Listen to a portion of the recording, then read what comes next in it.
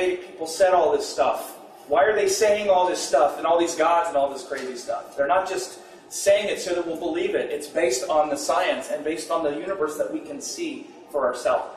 And that's what your body is. Your body is the wisdom of the universe that you're just kind of walking around in. Do you know how your body works? Think about it. You just eat food and your body does all this work. You don't do it. What if you had to do it? What if you had to know how to digest all your food and make it go where it's supposed to go? Create your organs, keep your blood pumping, keep your breath going. What if you had to remember to do it? I mean, you say, oh, I can do that. Really? Your body can do it. Can you do it? Do you know how it works? No. No one knows how it works. No one knows how anything works. Think about it. It's pretty crazy, isn't it? How many preconceptions we walk around in. And we don't pay attention to any of this stuff. We're just like, oh, well, get on my computer. This is me. My computer and check my Facebook and upload my video. Oh, this person made a bad comment. Oh, this person doesn't like me. Oh, I hate them. Right? We're like crazy. Right? Walking around in this like miracle all around us, living it, like I'm going to get some food now. Yeah, I feel better. And like, we don't have to pay attention to anything, right? Our body just digests the food, and it doesn't even just digest good food. Look at how much we abuse our body. And our body just finds some way to do it, finds some way to keep us alive, so that we can get on Facebook and get angry at people and do all kinds of stuff that we do, right? And the universe keeps giving us food and all this stuff. We didn't do anything to deserve it. We didn't create any of it. It's just there. It's pretty crazy, isn't it? And this is why they spoke about the planets, the sun, the moon, and all the other planets as gods and deities, because their energies, working and moving the way they do, are what has created all of this. And it's very literal, okay? In the Indian sense, in the Eastern sense, it's not some, like, kind of, archetypal relationship. So we live in the West, and, some of you maybe, if you've studied Western astrology, which works fine, and I have many great friends who are excellent Western astrologers. It's a major science that works really well. But one of the things that's different is because it's Western, they would never say things like, the planets are gods, or some kind of proclamation like that. Well, we have this kind of archetypal relationship, as above, so below, and they're kind of inferences. They don't, blah, blah, blah, blah. They just get all this babble about it, right? Because they can't just say, you know what? We live in this, like, cosmic, universe that creates everything, and the planets are the entities that have created everything. And their movements show our movements. And we're not separate from them. They have a real hard time with that kind of concept. Indians, and in fact, unfortunately, because what we might call Eastern and Western, many who do and who practice even Indian astrology these days have the same kind of problem. They get into the same kind of conundrum about explaining what astrology is. This is why I'm spending a lot of time doing it, is so that we actually know what we're talking about.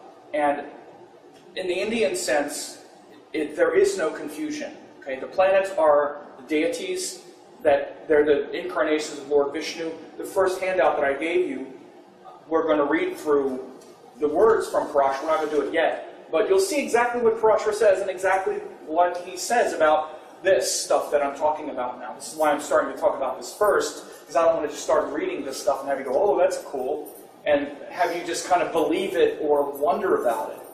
You don't have to believe it. It doesn't have to be a religion, and astrology is not a religion. It's confirmed by the natural world that we see. The ancient Indian people knew it. They weren't just saying, believe all this stuff. They were saying, we have observed this, and this is how the universe works.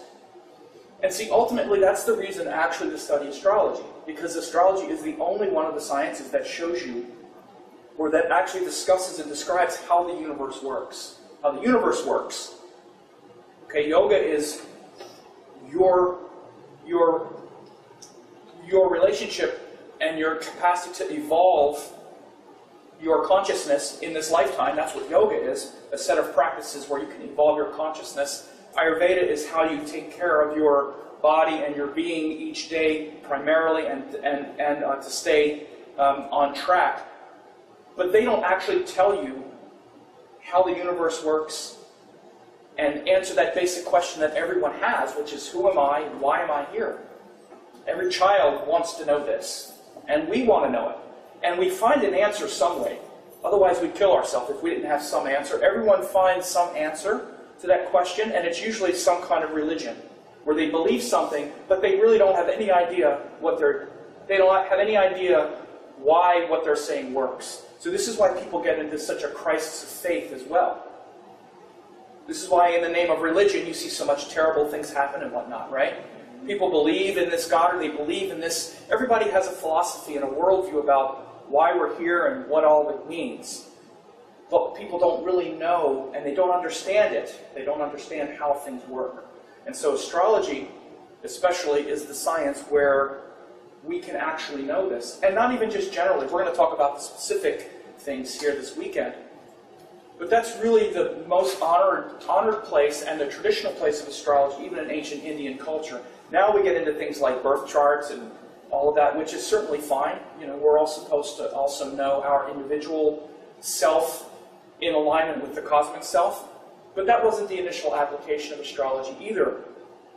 Initially, astrology was literally the science of doing things at the right time for like the rituals and whatnot. Because what the ancient rishis did is they would perform pujas and rituals and bring in specific energies at specific times, and that's what astrology allowed them to do. And by the way, it's the reason why we still study Indian culture, because as I say, all of the ancient cultures had the same knowledge. All of the ancient cultures from the entire world knew the same stuff that the Indians knew. But we still study the Indian culture because they were also master astrologers and they did things at the right time. This is why even though India, the Indian subcontinent, even though they've been invaded and occupied and for thousands of years, their knowledge is still intact. The only one. Think about it for a minute. India's never invaded other countries. You never had, okay, the Indians going to go take over Iran and plunder their culture. India's never done it. They've been occupied by Westerners, Easterners, Arabs, everybody. But the sacred lineage is still preserved all the way back. Thousands of years, unbroken. Now, there are definitely holes in it for sure. But it's much more intact than any other ancient culture.